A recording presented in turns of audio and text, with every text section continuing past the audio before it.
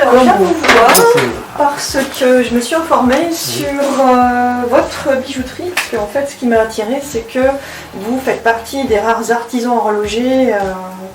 Je suis intéressée je recherche une montre, en fait. Voilà. D'accord. Et mon regard se pose sur cette marque. Hein, ça m'intrigue. Arius. Vous êtes à la bonne adresse. Merci. Si vous recherchez une marque de montre française.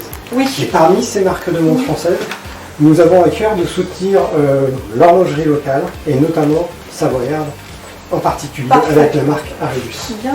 Voilà. Oui, parce que nous avons un riche patrimoine dans ce domaine-là. D'ailleurs, si je ne me trompe pas, l'horlogerie date de la moitié du XVIIIe siècle en fait dans la région. Ça a commencé. Alors, je ne saurais pas précisément vous dire à quelle date ça a commencé, mais dans la région témoigne de la forte présence de l'horlogerie, notamment avec la fameuse école royale de Cluses qui a été présente sur la ville de Cluses pendant plus d'un siècle.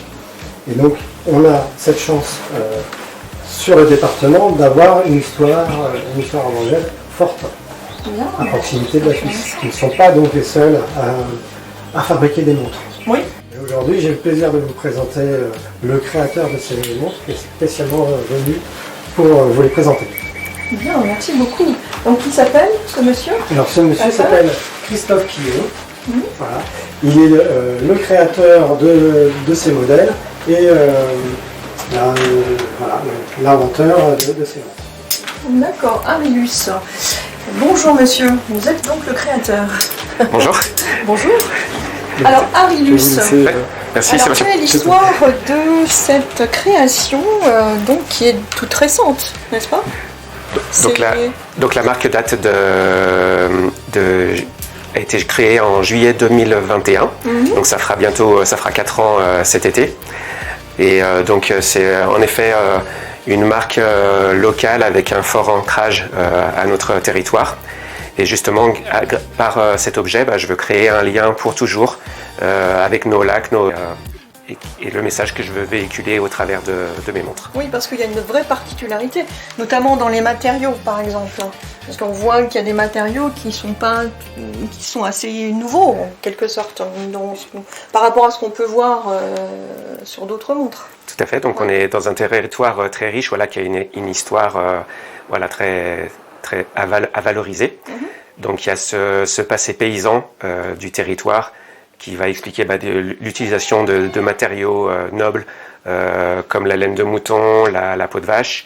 Comme ici par exemple. Et la peau de vache donc à côté. Voilà. Quelle vache parce que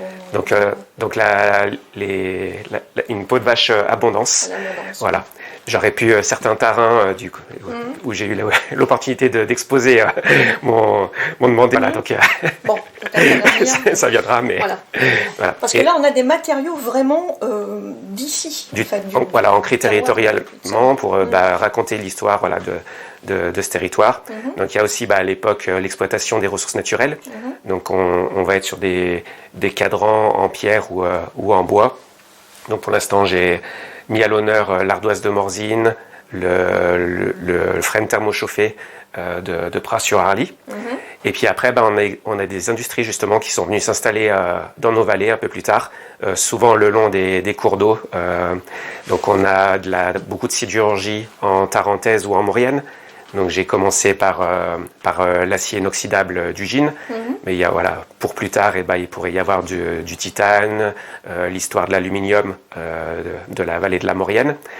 Et après, plus proche d'ici, dans la vallée de l'Arve, on a aussi toute cette industrie du décolletage qui s'est développée. Justement, un petit lien aussi avec le monde de l'horlogerie, parce qu'à l'époque, c'était ces marques horlogères genevoises qui avaient besoin de sous-traitants pour la fabrication de leurs composants, des petits rouages, des petits composants qui vont dans le mouvement d'une montre. Et justement, ces paysans, l'hiver, avaient besoin d'une deuxième source de revenus et se sont dit, on va mettre des machines dans nos étables l'hiver et puis on va produire des composants. Et c'est comme ça que le décolletage a démarré dans cette vallée. Voilà. Donc au niveau des matériaux, alors vous vous inscrivez, parce que l'horlogerie est en constante évolution, on voit qu'il y a, disons, deux voies en fait. Il y a l'artisanat qui, tend à disparaître entre guillemets. Or, c'est pas vraiment une disparition, c'est plutôt une évolution en fait, une transmutation, une transition vers des modèles qui s'inscrivent peut-être dans une dimension éco-responsable. Voilà, ouais. donc quoi, voilà, l'évolution. Donc en tout cas moi oui, c'est comme ça que j'ai voulu inscrire ma marque, c'est de faire un mélange entre l'aspect artisanal et l'industrie. Donc j'ai pas vocation à faire des milliers de montres. Je veux rester dans ce domaine-là, proposer quelque chose d'unique et d'authentique, et pas partir sur du mass market, voilà, comme un terme anglophone voilà, qu'on utilise. Voilà. Il y a une vraie distinction à faire quand même entre la montre industrielle et la montre artisanale, justement. Qu'est-ce qui distingue, qu'est-ce qui fait juste sa spécificité, en fait ça va être le choix des matériaux, ça va être le choix aussi de valoriser l'artisanat, qui par essence n'est pas fait pour faire de la grosse production. Et donc moi, c'est ces acteurs-là que j'ai voulu mettre à l'honneur. On a redécouvert les métiers d'art avec ce qui arrivait à Notre-Dame à Paris. Mais moi, de par mon histoire, c'est quelque chose que je voulais... c'était ma priorité. Votre histoire. Voilà, et c'était ce que je voulais mettre à l'honneur. Et c'est ce choix stratégique que j'ai fait pour le positionnement de ma marque au départ. D'accord, voilà. Très bien. Vous parlez de votre histoire, justement. Donc c'est la source, l'origine de l'orientation donc vers ce choix de créer vos propres modèles. Alors, justement... Tout à fait. J'ai la chance de faire un métier passion autour de la création. Donc moi, ça fait 30 ans que je suis actif dans l'industrie du luxe pour différentes maisons françaises ou suisses. Et comme tout passionné, il y a la journée de travail pour l'employeur et puis après le soir ou les week-ends, on aime tous se faire des beaux projets. Et donc régulièrement, je m'amusais à concevoir différents objets à la maison, à designer différents objets. Et en 2019, j'ai eu cette idée de raconter l'histoire de ma vallée, donc le Val d'Arlis que j'habite sur Ugine, au travers d'un objet comme une montre. Donc je suis allé chercher des matériaux de cette vallée, de la laine de mouton, avec une race de mouton qu'on a un peu locale là-bas, la tôle marteau, les ardoisières de Flumet, donc j'avais un petit bout d'ardoise. Et puis beaucoup d'amis qui travaillent aux aciéries du Gitec, que j'ai eu la chance de visiter. J'étais admiratif et respectueux même de leur travail. Vous imaginez des hommes à 2 mètres du métal en fusion.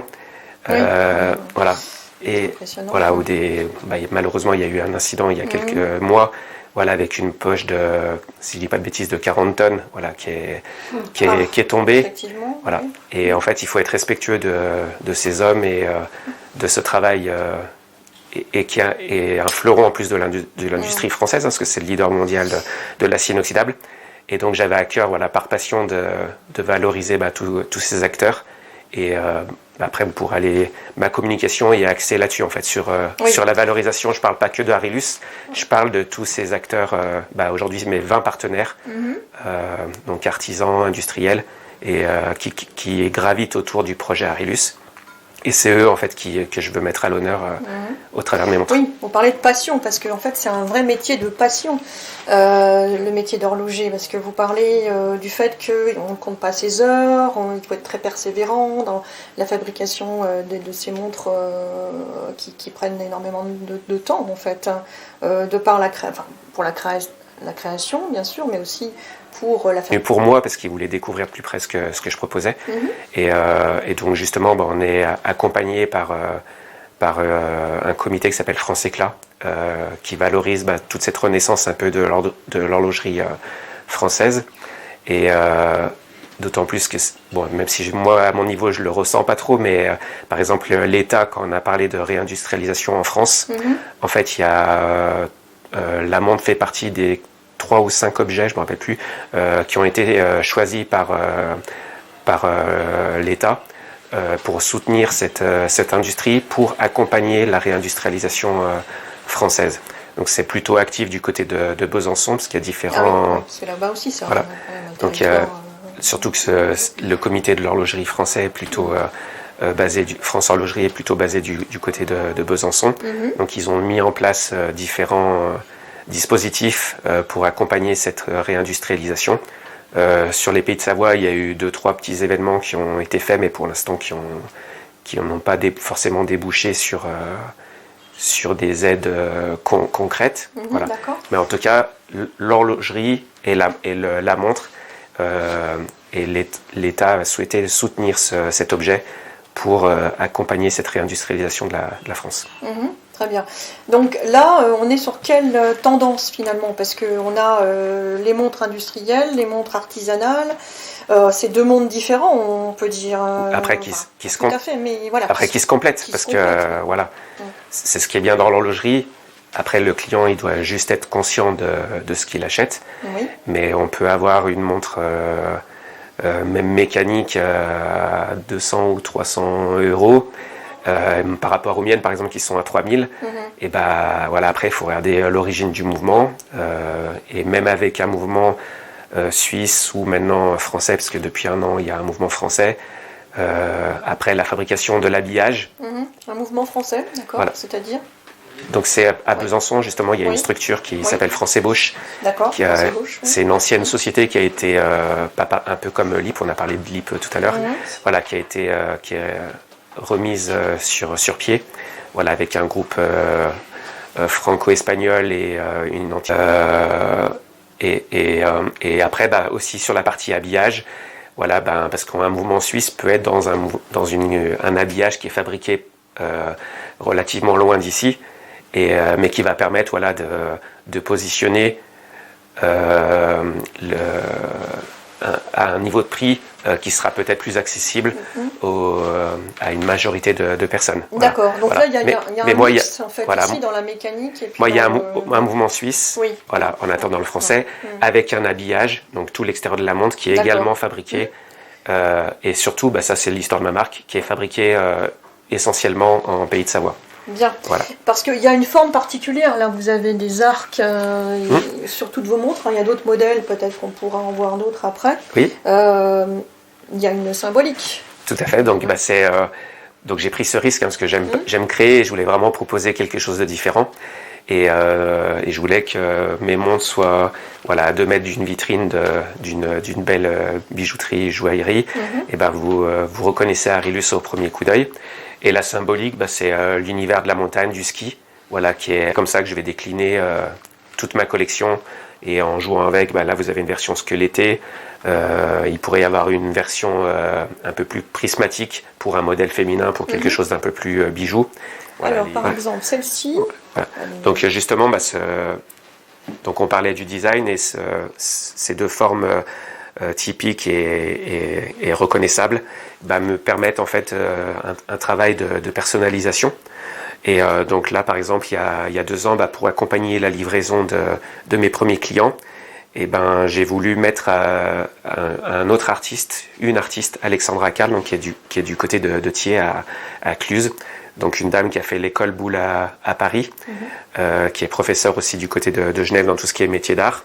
Et donc là, elle a combiné tous les savoir-faire qu'elle maîtrise avec la gravure, ciselure sur l'acier, donc à la main, ou la micro-peinture, donc tout le travail sur le cadran qui est fait en micro-peinture à la main, où elle finit avec un pinceau où il lui reste 1 ou 2 poils, où elle termine à la loupe.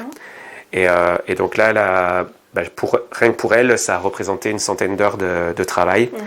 Et donc là, pour cette première exécution, on a fait un petit hommage à Chamonix, donc avec des éléments, voilà, la larve, la statue de Balma et de Saussure, le train du Montanvert, qui sont peints sur le cadran.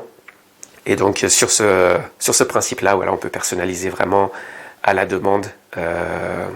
Oui, c'est des montres, d'exception en fait. Elles sont des modèles des modèles uniques, voilà, réalisés à la main, et ce qui permet, voilà, ce qui permet de s'affranchir de toutes les limites en termes de créativité, et surtout, voilà, tous les métiers, tous les savoir-faire qu'elle a à son arc. D'accord, fabuleux, très intéressant, merci.